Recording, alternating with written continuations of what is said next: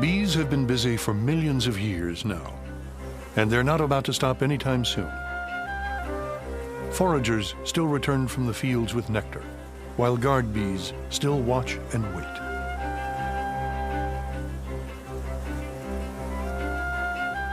There's treasure in this beekeeper's hive, and all are sworn to protect it with their lives. Suddenly, an intruder comes flying in, a wasp hoping to capture a bee and feed it to its hungry grubs. The battle begins in earnest. The wasp is larger, but the bees make up in numbers what they lack in strength. They sting the invader relentlessly. For the individual bee, it's a suicide attack. The bee's stinger and part of its abdomen will be ripped from its body when it pulls away. But the defense of the colony is the only thing that matters. Paralyzed by venom, mortally wounded, the wasp is unceremoniously dragged to the edge of the hive and dumped. Just an ordinary day of birth, death, sex, and violence. And it's not even noon yet.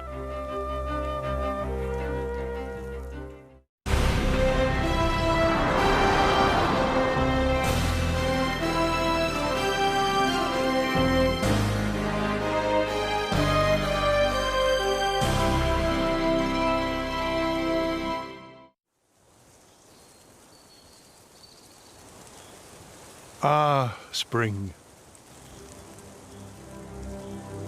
After a long winter, it's time to get outside and to drink your fill of nectar. If you're a honeybee, this is your field of dreams.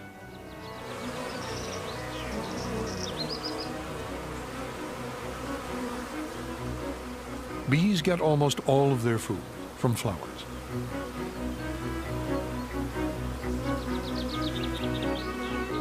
Attracted by the bright colors and sweet smells, the bee thrusts its body and long straw-like proboscis deep inside the flower and sucks up the sugary nectar at the bottom.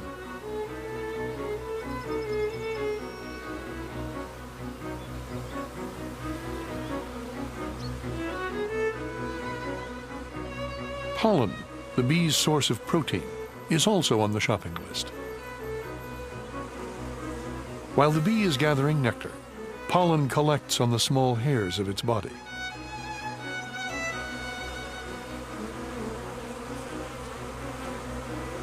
To carry it safely, the bee stows it away in sacks on its hind legs. A bee can carry its own weight in pollen and nectar and still fly, barely.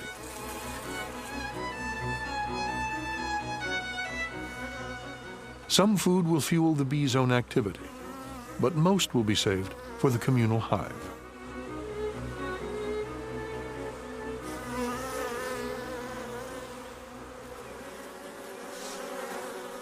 As soon as they return, the foragers prepare to unload their cargo. Other workers are waiting to help them. A full load of nectar fills nearly half of a bee's abdomen.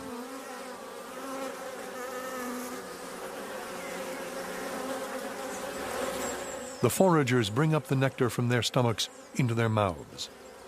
Household bees then suck it out.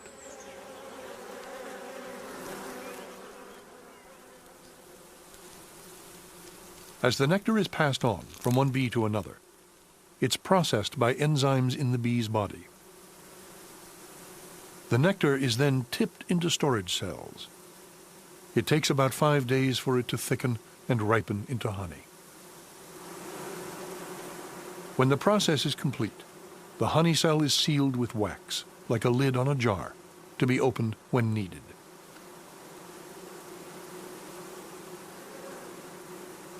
Pollen is stored separately, in other cells. Later, it's mixed with honey and used, for the most part, to feed the young.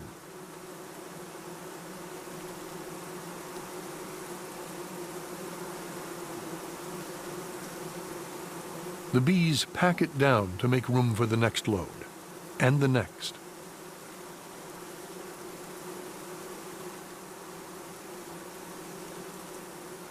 Together, the dark pollen cells and lighter honey cells make up the bee's pantry.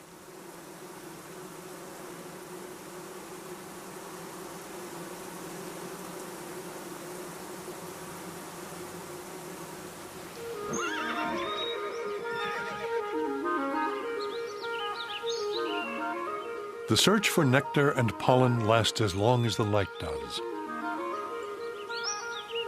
The flowers are not just being charitable. By luring the bees, they get them to carry pollen from one blossom to another.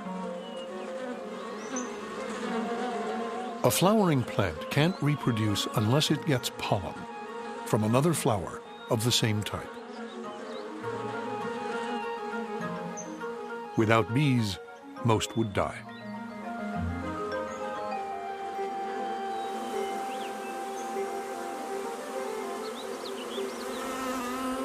When a scout bee discovers a rich new source of food, it must tell the others how to get there.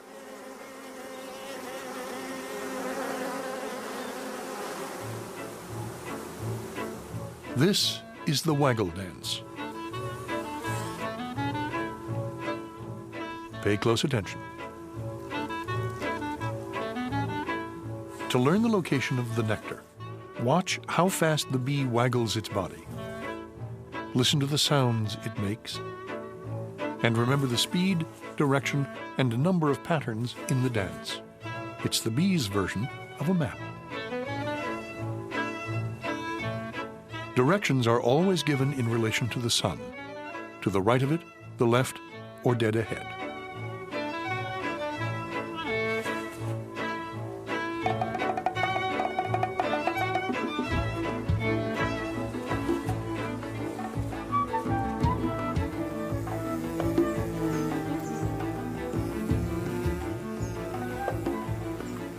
Success at last.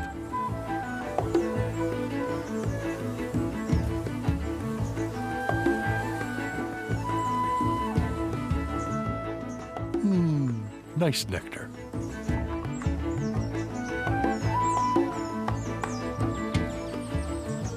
It takes the nectar from 5 million flowers to make 1 pint of honey.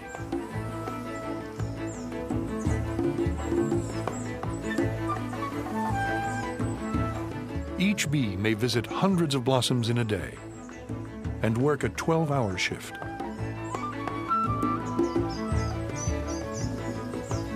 They make about 10 journeys in a day, with each trip lasting roughly an hour.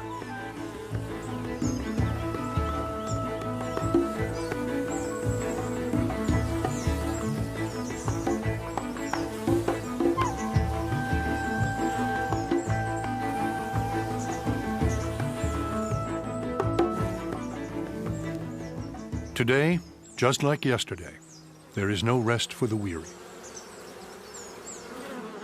Most worker bees live for only about a month. They simply wear out. There's a constant need for replacements, so feeding and raising the young takes up much of the hive's energy. There are 3 types of bees here: the female workers, the male drones, and the queen.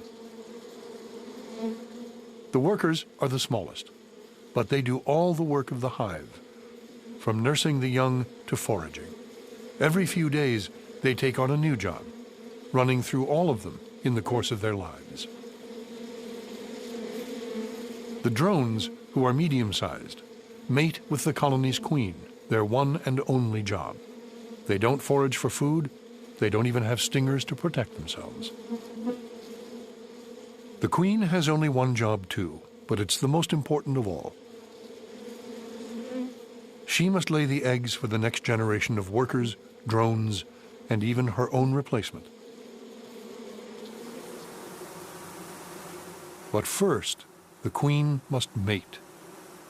And to do that, she must leave the hive.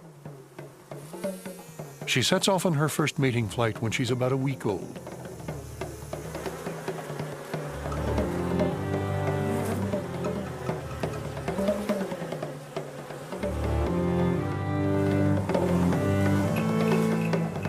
When the queen appears, she's immediately surrounded by the males, who follow her unique scent.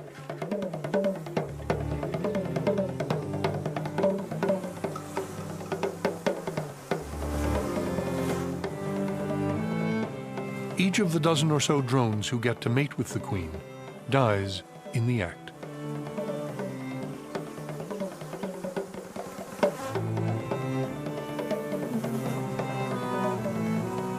The queen flies back to the hive immediately, her body carrying the sign of success, what's left of the male. She'll make a few more mating flights in the coming days.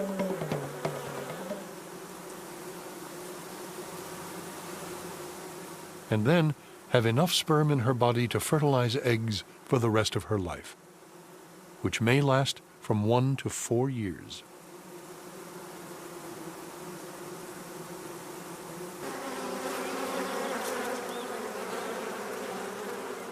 It's now time for the beekeeper to pay his respects to Her Royal Highness.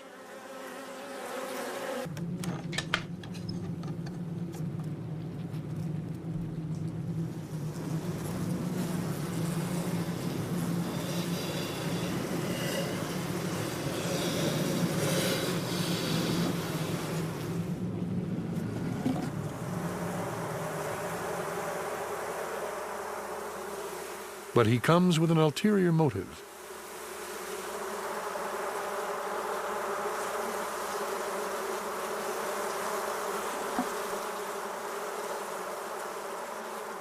A mated queen can be sold to another beekeeper who wants to establish a new colony.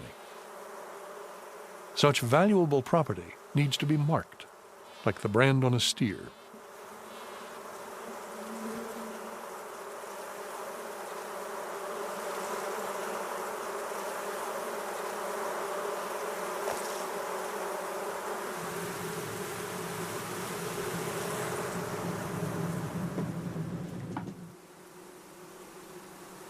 Every day, the queen will lay about 1,500 eggs, 200,000 in a year.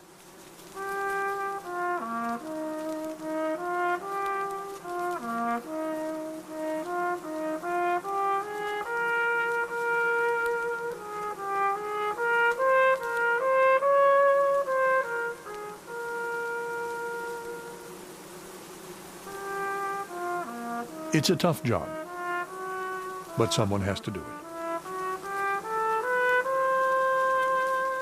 The queen's royal scent prevents the female workers from laying eggs themselves.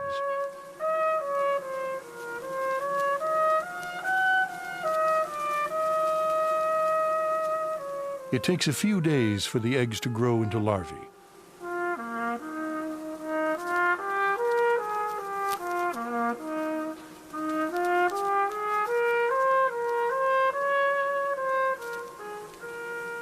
They are then bathed in a special food brought to them by workers. During its first day, a larva eats so much, its weight increases 5.5 times. In 6 days, its weight increases 1,500 times.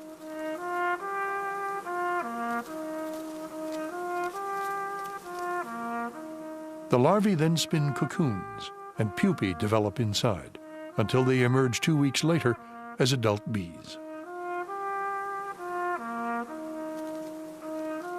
The queen only stops laying eggs when the weather grows colder in November.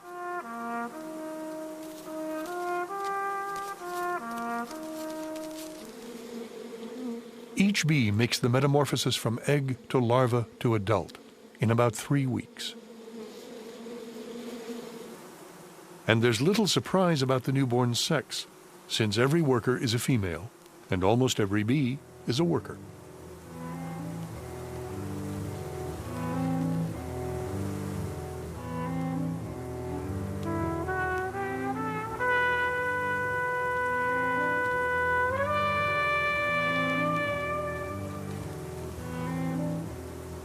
In a colony of tens of thousands, only 100 bees are born male.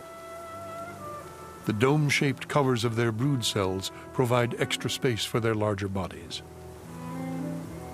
Worker bees act as midwives to assist them.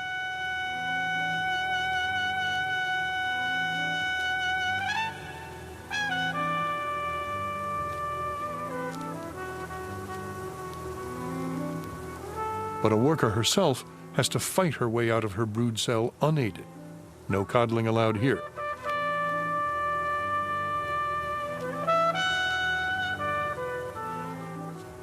Soon the worker will follow her well-ordered behavioral cycle, beginning with cleaning her own cell. The males, on the other hand, receive special care. They're helped out of their cells and immediately fed.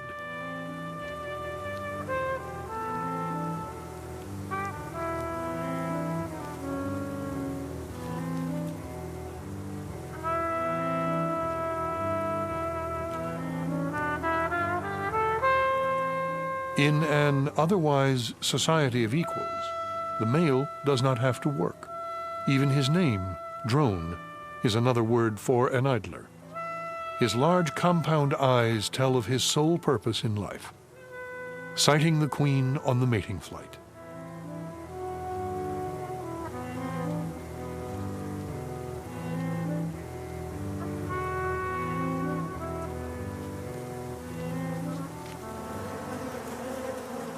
In a honeybee colony, every member has a specific task to perform, and everything has its place.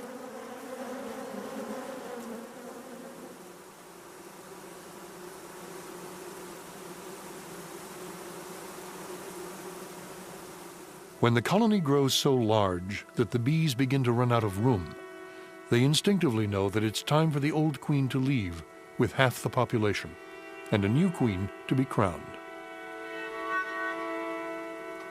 First, construction needs to begin on special queen cells, in which a dozen or so new would-be queens will grow.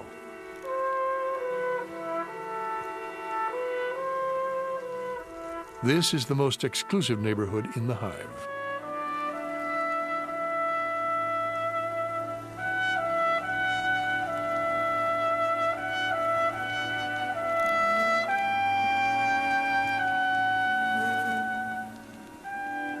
As eggs, all bees are equal. But by feeding grubs a steady diet of royal jelly, a mixture of milky secretions, they're turned into queens.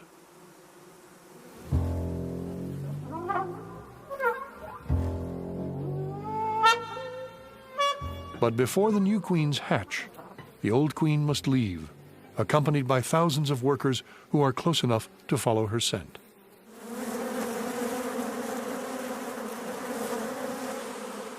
They swarm out of the hive in a mad, swirling rush.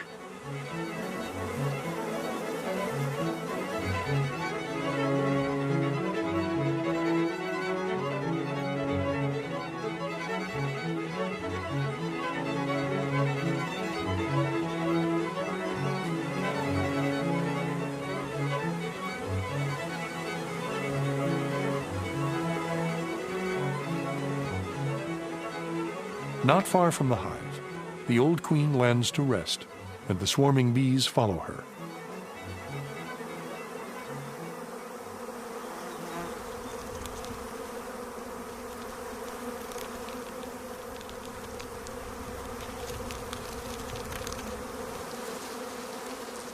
Whenever and wherever she lands, they collect around her to keep her safe and at the right temperature.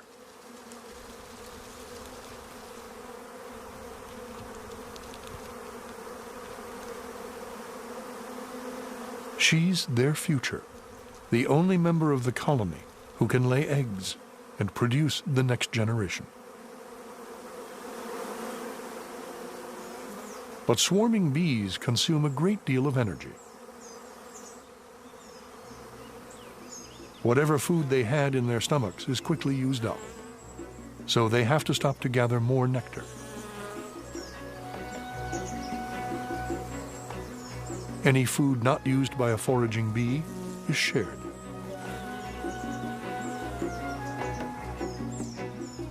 Scouts check out possible sites for a new hive. But with each hour, the danger grows. Out in the open, the bees are extremely vulnerable to predators and bad weather.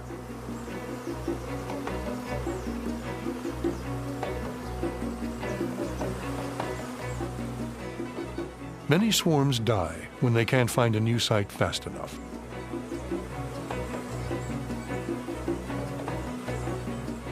But this time, the bees are in luck. They immediately take possession of a hollow fruit tree. Every inch is carefully examined.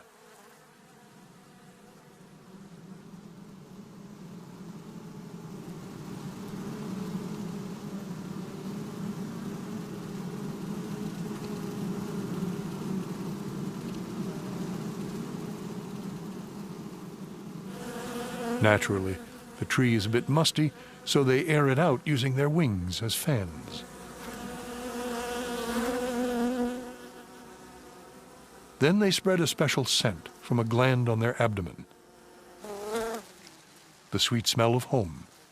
It makes the new address official and allows stragglers to find their way. Inside the tree, the bees form living chains. Not having a ruler handy, it's their way of taking measurements in preparation for the construction work, which has to begin as soon as possible. Bees are natural engineers. They're also gymnasts, excellent at holding onto each other's legs.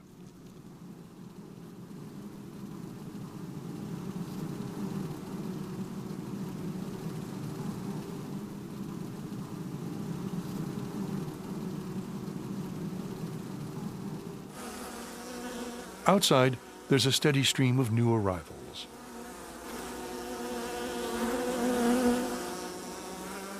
The tree seems to meet with their unanimous approval, especially the rustic decor.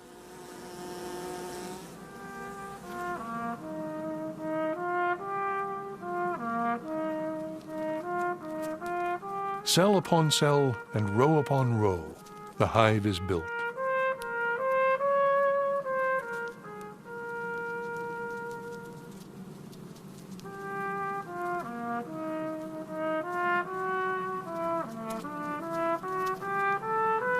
Each sheet of cells is called a comb. The worker bees have wax-secreting glands in their abdomens to produce a steady supply of building material. But there's a high price to pay. To produce the energy to make an ounce of wax, it takes a pound of honey.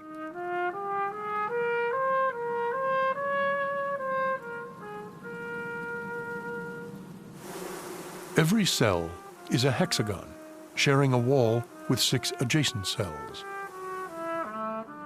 The comb has 2 layers of cells with a base in between them. That way, there can be open cells on both sides.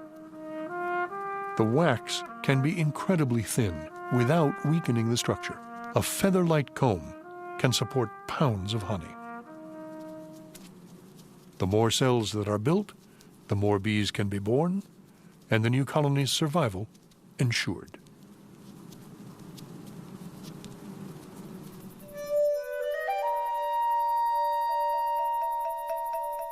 It's now midnight.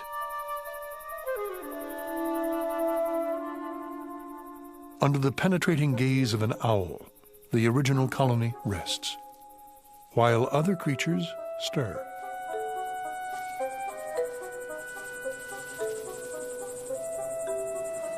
There's a visitor to the hive tonight.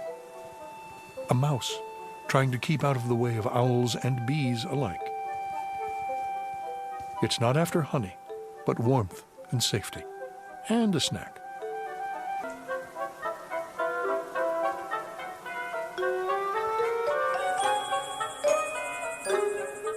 The owl is none the wiser.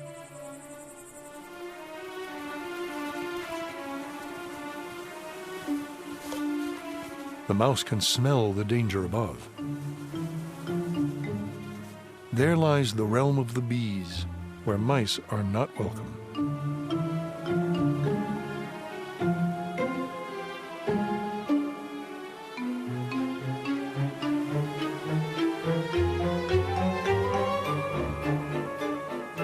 makes a modest meal of crumbs from the comb.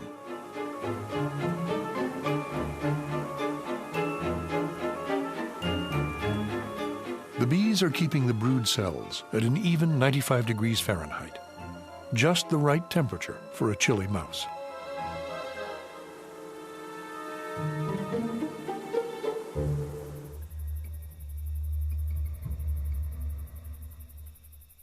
The scent of honey is carried on the night air, and some creatures will go to great lengths to steal it. This is the death's head hawkmoth. Its sinister name comes from the shape of a skull emblazoned on its back. The moth's limbs are stiff from the cold night air.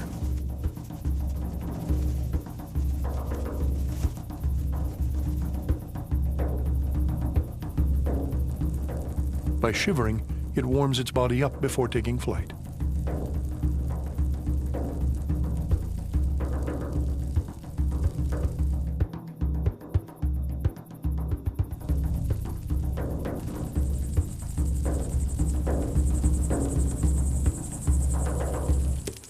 It lands at the entrance. The moth's camouflage is perfect. It produces chemicals that mimic the scent of the beehive, being the right size.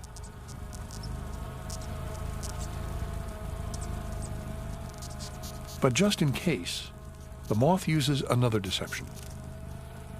It makes sounds that would normally come only from a queen bee. With these disguises, the moth can plunder the honey cells unchallenged. The hive bees notice the loss of honey, but not the robber in their midst.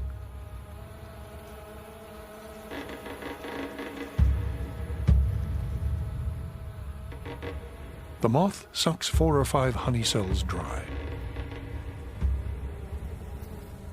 But the scent of the hive, he escapes just in time.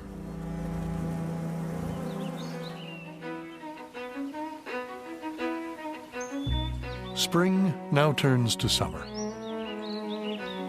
Not only is the harvesting season short, but all sorts of unpredictable events can force the bees to stop. And what's more unpredictable than the weather?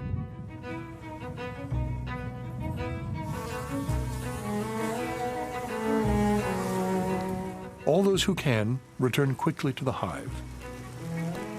Those who remain face the full force of the rain.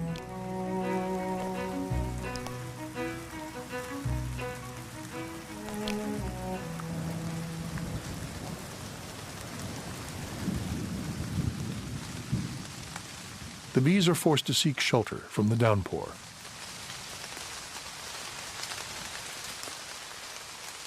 Rain poses a real threat. The bees can become so chilled by the water that their muscles no longer function efficiently. They are grounded, unable to fly.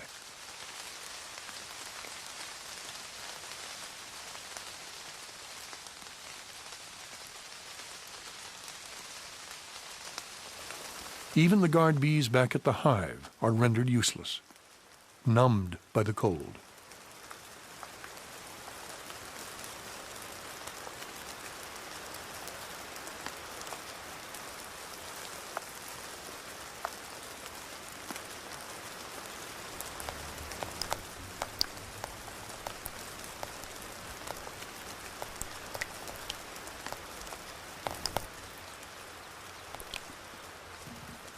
It's a good time for the mouse to return without the risk of being stung.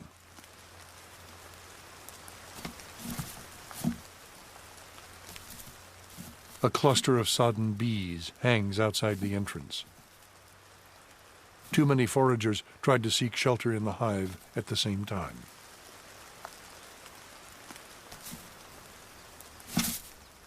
But the mouse still needs to be careful. Once the bees dry out, their reaction will be considerably different. they are not generally known for their hospitality.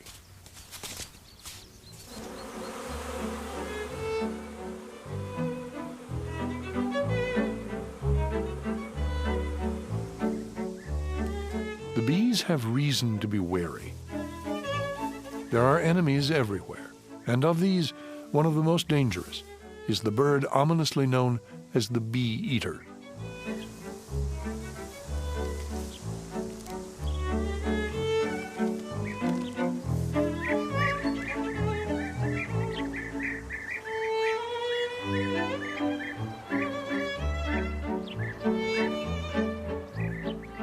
With a brood of hungry chicks in their nest tunnels, the birds need to meet a constant demand for food.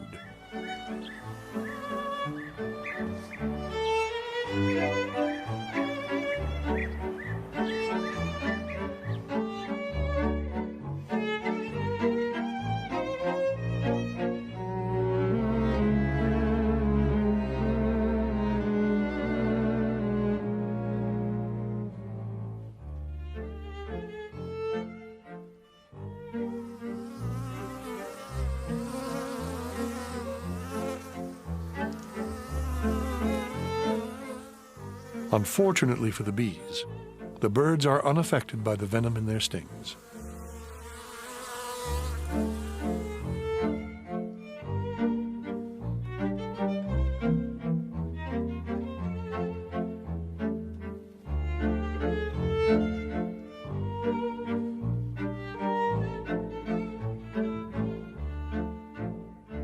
A single bird can kill 500 bees a day. A whole group can wipe out a colony.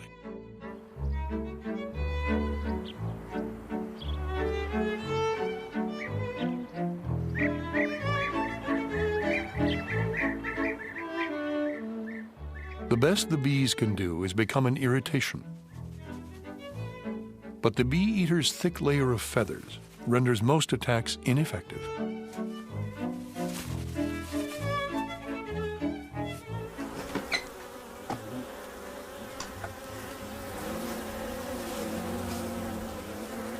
Nearby, the dreaded hornets are also rearing their young. With hungry hornet grubs to feed, attacks against the bees increase in intensity.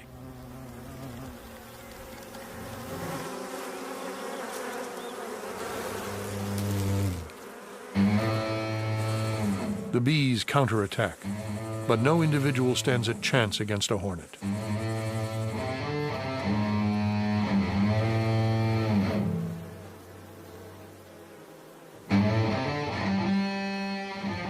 The invader quickly disables the bees' flight muscles.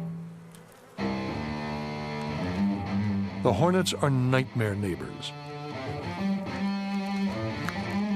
They'll remain a constant menace to the bee colony for the rest of the summer.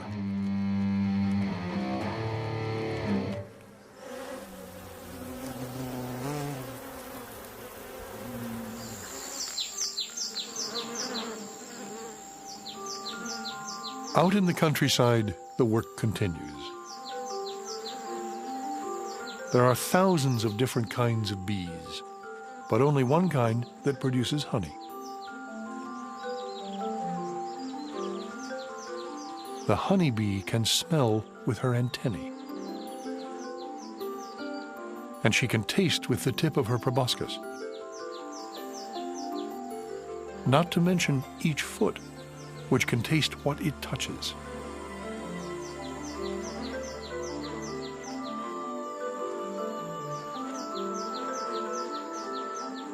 A forager can visit flowers up to 6 miles away from the hive.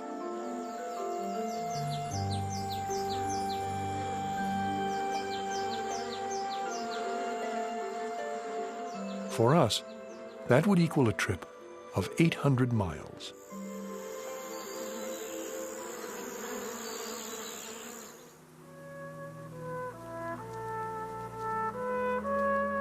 It's now 16 days since the old queen left the hive. Time for a new queen to emerge from the royal apartments to replace her.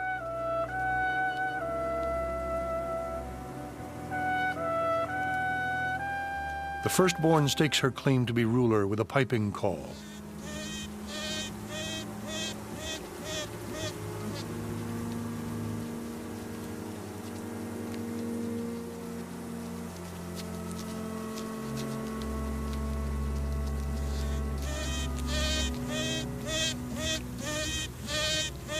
But that's not enough to win the throne.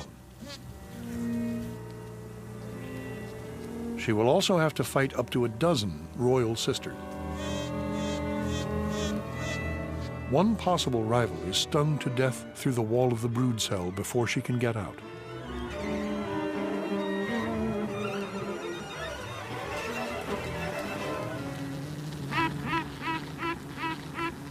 At the same time, another is trying to free herself from her cell.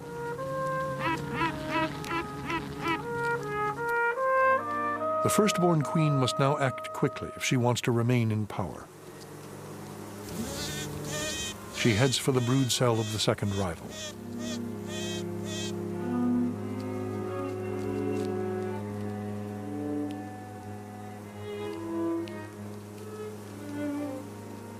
As soon as the rival is free, the challenge is taken up. She stakes her own claim with an aggressive call.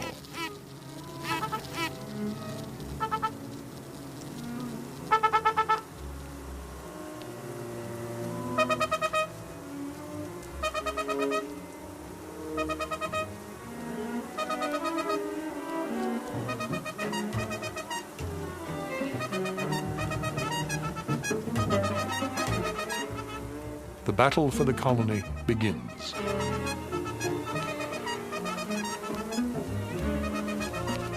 The larger, longer queens are in the center, surrounded by workers.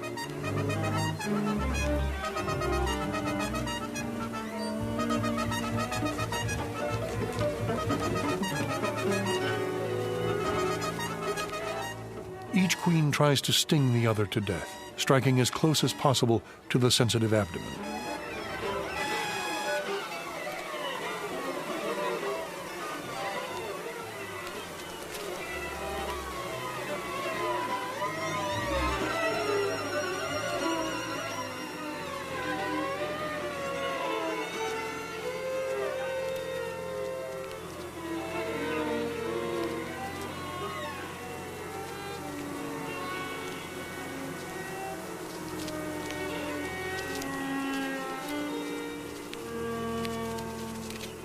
But this time, quite unexpectedly, the battle ends in a draw.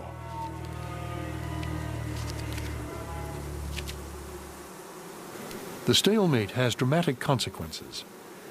A hive can only have one queen, so the colony must divide yet again. The departing swarm is on a risky mission. The newborn queen that leads it is a virgin and cannot guarantee the new colony's continued existence. Thousands of workers follow her nonetheless, drawn inexorably by her scent.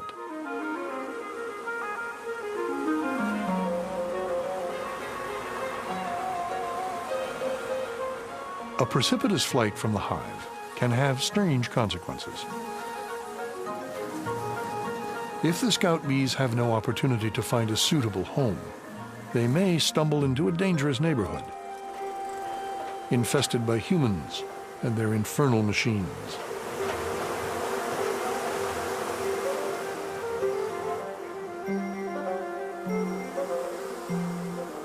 The swarm seeks a temporary resting place. For bees, home is where the queen is.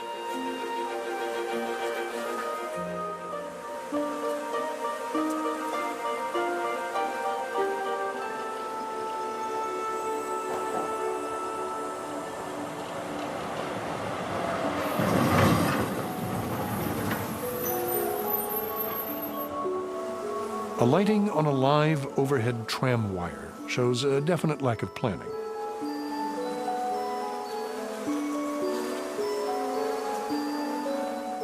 It could be deadly for the swarm. But for passers-by, it's just a diversion. Swarming bees have no possessions to protect and so seldom sting, although they do tend to bring the town to a standstill.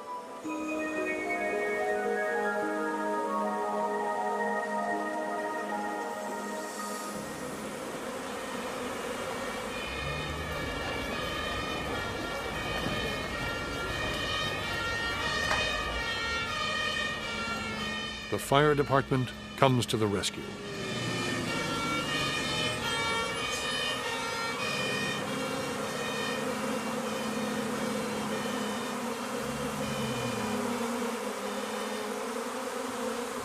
The firemen have brought with them some expert help on call for just this kind of emergency.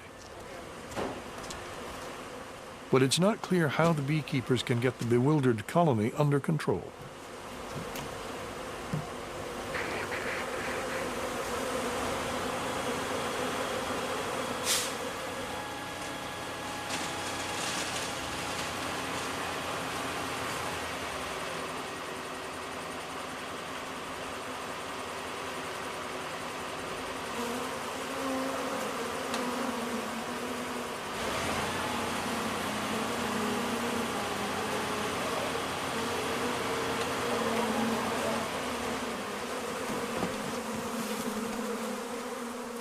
As one would expect of firemen, the beekeepers have brought along their own hoses. The cold water has the effect of calming the bees, at least temporarily.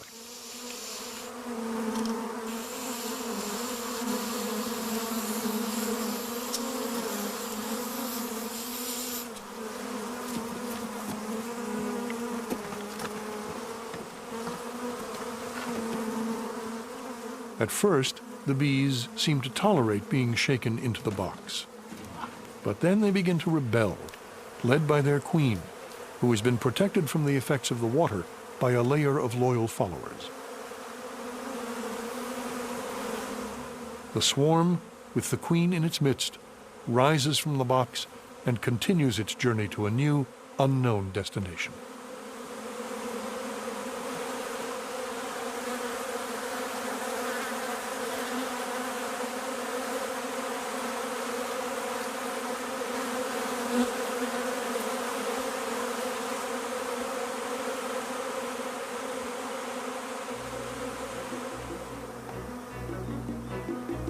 The scouts search for a suitable site for a hive in the nearby woods.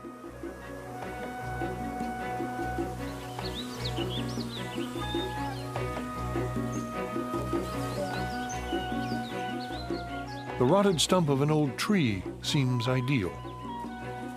A fixer-upper, to be sure, but one with undeniable charm.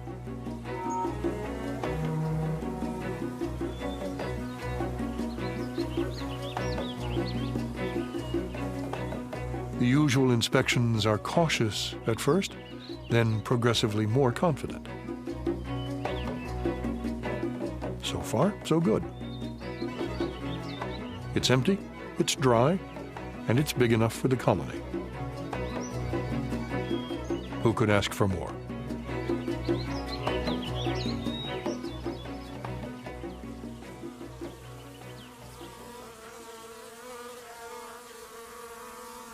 Some food would be nice too.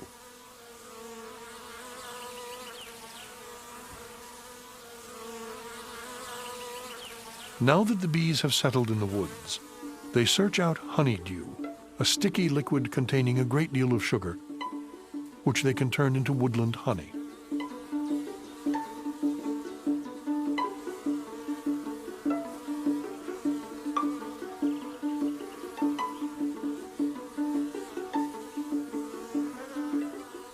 The honeydew comes from aphids. It's prized by many insects, especially wood ants.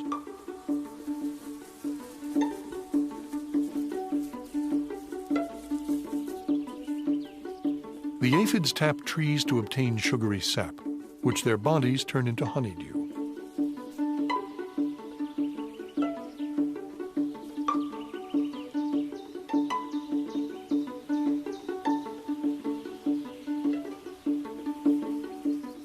The wood ants then massage the aphids with their antennae to stimulate production. They act as shepherds, tending their sheep. An ant lion greedily watches the wood ants' flock. But he'll face stiff resistance.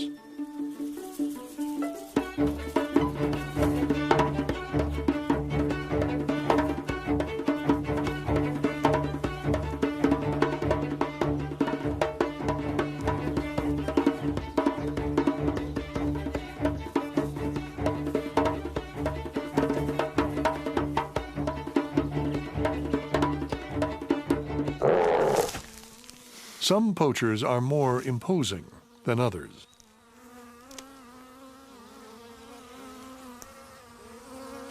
Bears spend almost all of their time foraging for food. It's best not to attract their attention. Too late.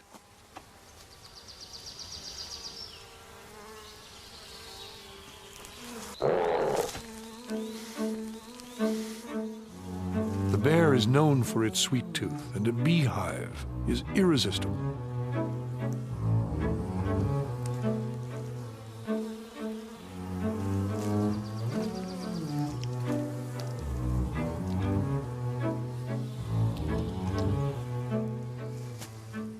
To reach the prized woodland honey, the bear uses brute force.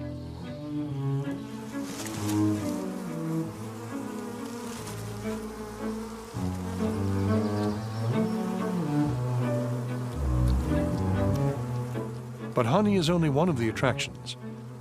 He also savors the protein-rich grubs.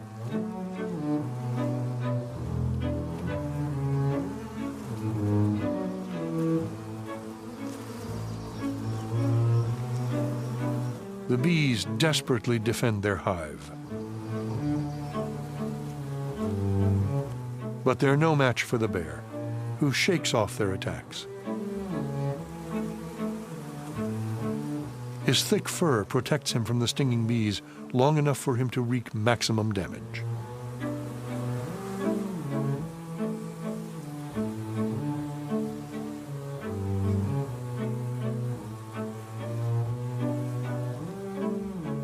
Only when the hive is devastated does the bear decide it's time to move on.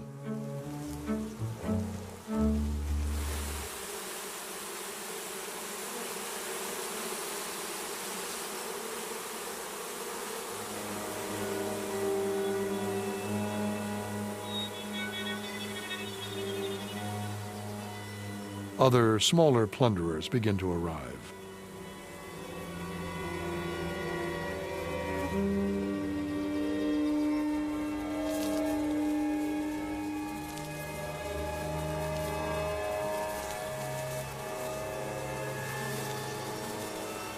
One bee tries to rescue some honey. She's driven away by the ants. The colony is doomed.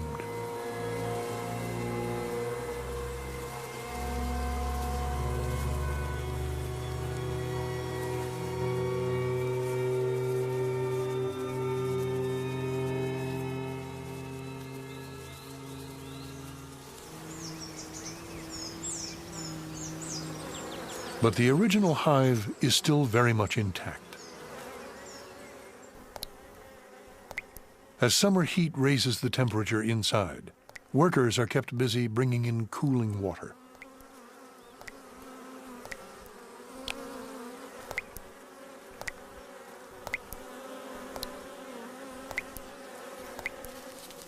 But it's the winter that's the hardest time for the colony. They have only the honey stores set aside in the summer.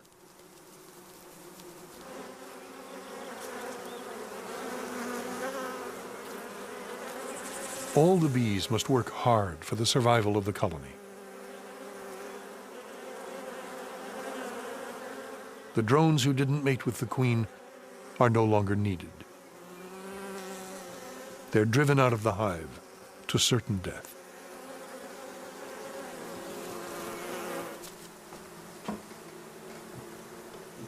The colony must now submit to another indignity. It's time for the beekeeper to take his share of the honey, a kind of rent to cover the cost of the hive and its management.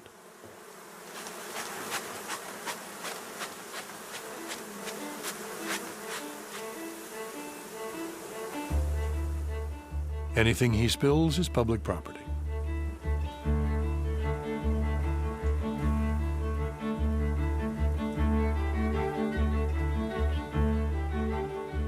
But the rent is invariably reasonable, for the beekeeper wants his bees to survive the winter. Beekeepers have been harvesting their crop for thousands of years. They've faced ruin from bad weather, predators, and bacterial disease. And yet, year after year, a new generation of workers has taken to the air to bring us the taste of honey.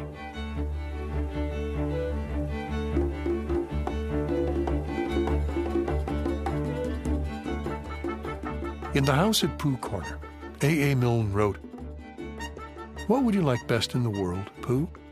"Well," said Pooh, "what I like best," and then he had to stop and think. Because although eating honey was a very good thing to do, there was a moment just before you began to eat it which was better than when you were.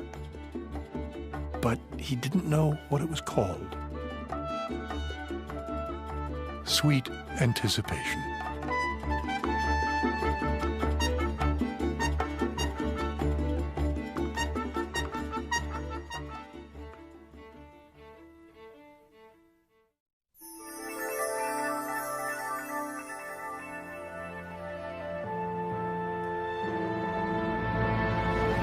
A bee in flight, a mid-air mating, life inside the hive. How did they capture all this on film? Learn the filmmaker's tricks on NOVA's website.